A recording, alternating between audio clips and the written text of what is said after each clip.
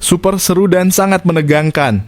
Inilah hasil pertandingan antara Timnas Indonesia melawan Cina dalam laga grup C kualifikasi Piala Dunia 2026. Di pertandingan malam ini menampilkan dominasi penguasaan bola dari Timnas Indonesia, namun efektivitas serangan Cina menjadi kunci keunggulan sementara mereka. Pertandingan dimulai dengan tempo yang cukup tinggi, di mana Timnas Indonesia mencoba mengambil inisiatif serangan sejak menit pertama. Asnawi Mangkualam dan Witan Sulaiman menjadi motor serangan di sayap kanan, sementara Rafael Struijk mencoba menembus pertahanan Cina dari sisi kiri. Namun, lini belakang Cina yang dikomandoi oleh Wang Sangyuan tampil solid dan disiplin dalam menghalau setiap serangan Indonesia.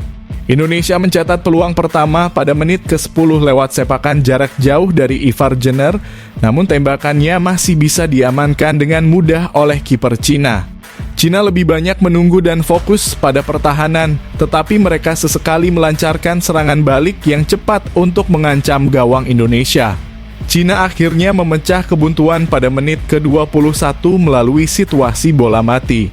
Mereka mendapat tendangan bebas di sisi kanan lapangan setelah pelanggaran oleh bek Indonesia. Bola yang dieksekusi masuk ke kotak penalti Indonesia dengan akurasi tinggi dan Bahram Abdulli berhasil mengeshot bola dengan sempurna ke gawang yang tak bisa dijangkau oleh kiper Martin Paes. Gol ini membuat Cina unggul 1-0.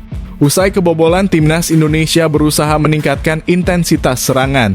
Ragnar Oratmangoen dan Takumi Minamino kerap mencoba melepaskan umpan-umpan terobosan, namun bek-bek Cina tetap kokoh menjaga daerah pertahanan mereka.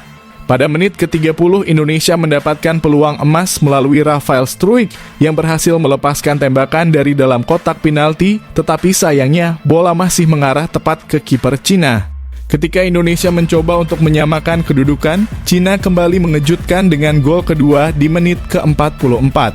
Memanfaatkan skema serangan balik cepat, Chao Yuning berhasil mengatasi jebakan offside dan melaju sendirian ke arah gawang Indonesia. Dengan tenang, Yuning melepaskan tendangan keras yang membuat Martin Paes tak berdaya dan Cina memperbesar keunggulan menjadi 2-0 menjelang akhir babak pertama. Pelatih Shin Tae-yong perlu menerapkan strategi jitu agar Timnas Indonesia bisa mencetak gol dan bahkan meraih comeback luar biasa di babak kedua. 1. Memperkuat serangan melalui sisi sayap. Salah satu kunci utama dalam strategi Shin Tae-yong adalah memanfaatkan kekuatan serangan sayap. Pemain-pemain seperti Asnawi Mangkualam di sisi kanan dan Rafael Struijk di sisi kiri harus lebih aktif dalam melakukan tusukan dan mengirimkan umpan silang ke dalam kotak penalti. Menggunakan kecepatan mereka untuk melewati bek, Cina bisa membuka ruang dan menciptakan peluang yang lebih baik untuk mencetak gol. Ritsu Doan dan Takefusa Kubo adalah pemain yang bisa dimasukkan di babak kedua untuk mempercepat ritme serangan dari sayap dan mengirim umpan-umpan mematikan yang bisa dimanfaatkan striker di dalam kotak penalti. 2. Meningkatkan akurasi penyelesaian akhir. Salah satu masalah yang dihadapi Timnas Indonesia di babak pertama adalah kurang efektifnya penyelesaian akhir.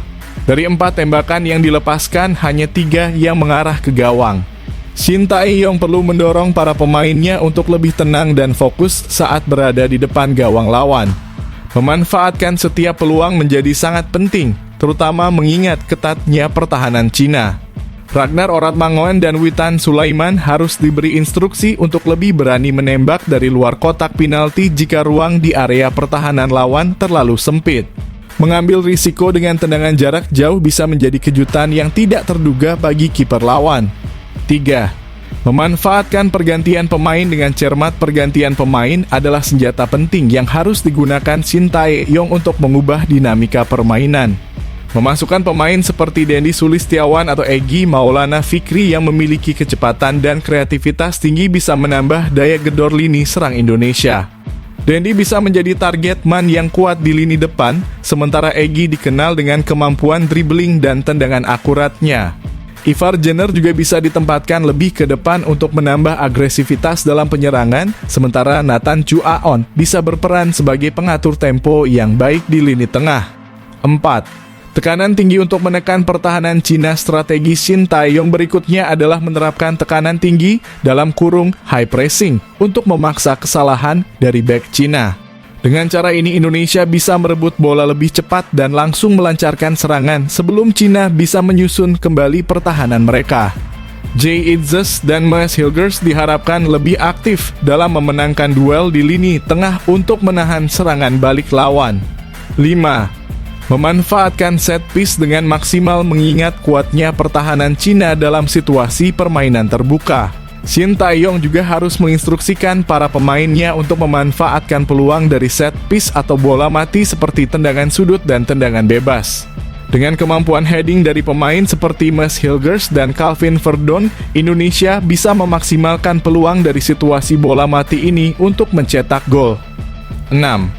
Meningkatkan konsentrasi di lini belakang sementara Indonesia harus agresif dalam menyerang. Mereka juga harus tetap waspada terhadap serangan balik cepat yang dilakukan Cina. Konsentrasi tinggi di lini belakang diperlukan agar tidak kebobolan gol tambahan. Martin Paes dan rekan-rekannya di lini belakang harus menjaga komunikasi yang baik dan disiplin dalam menjaga posisi mereka. Mentalitas tidak menyerah selain taktik dan strategi, Shin Tae-yong juga harus memberikan dorongan motivasi kepada para pemainnya untuk tidak menyerah dan terus berjuang.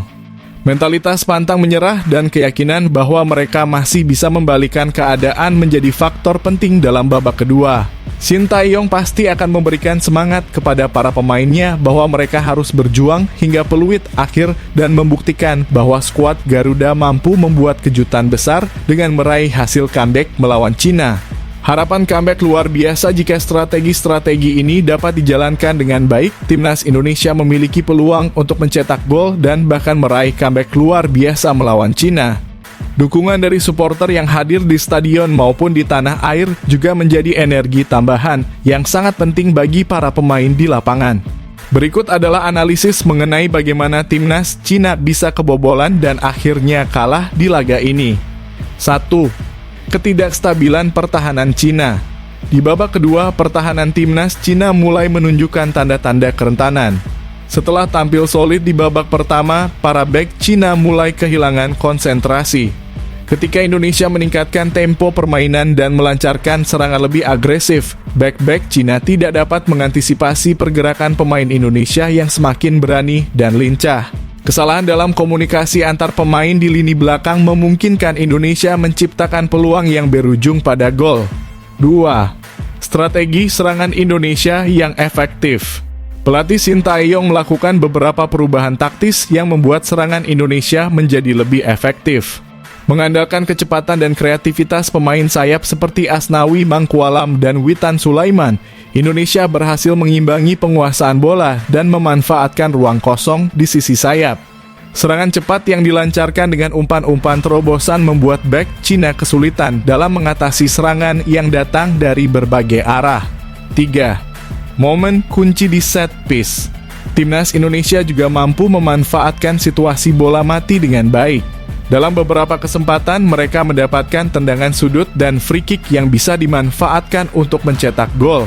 Keterampilan dalam mengeksekusi set piece memberikan keuntungan bagi Indonesia yang akhirnya mengubah momentum permainan.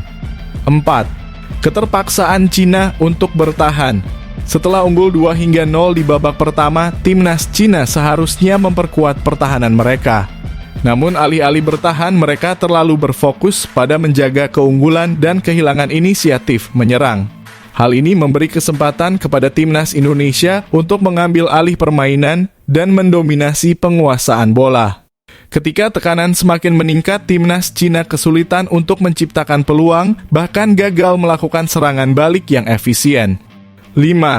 Gol pertama Indonesia memicu kepercayaan diri. Saat Indonesia berhasil mencetak gol pertama, semangat dan kepercayaan diri para pemain meningkat pesat. Gol tersebut memberi dorongan psikologis yang signifikan bagi skuad Garuda.